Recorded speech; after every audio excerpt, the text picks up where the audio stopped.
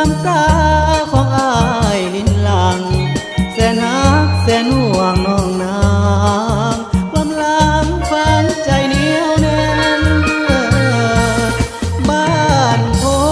นเป็นโพนฝังใจอายอยู่ทั้งเคยมีคู่ขึ้นสู่กับน้องมันแก่นห้องเพลงมาหัวใจฝากไว้ให้แฟนบ้านโพนฝังใจเหนียวแน่นเป็นแฟนกับน้องจนตาย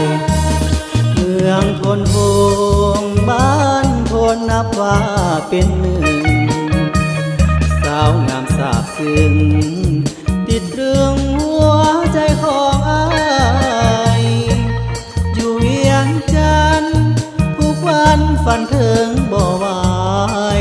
ยามนอนฝันเกี่ยวดวงใจนอนหลับไปอายฝันเห็นหน้า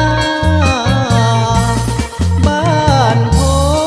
นบ่โดนอายคงมาอยู่ยังหายอดสู้หากอยู่บ่ได้ลืมลาน้องจงคอยรอคอยอายมาวิวาปีนี้หรือว่าปีหน้าอายจะมาสู่ขอนวลนา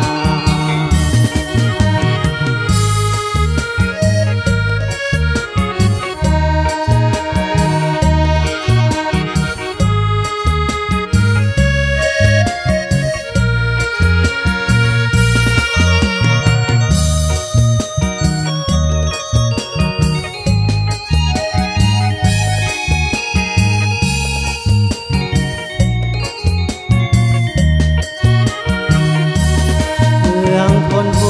วงบ้านพลนับว่าเป็นหนึ่งสาวงามสาบซึ้งติดเรื่องหัวใจของอายอยู่เวียงจันทน์ทุกวันฝันถึงบ่ไหวยามนอนฝันเกี่ยวดวงใจนอนหลับไปอายฝันเห็นหน้าบ้านโพนบ่โดนอายคงมา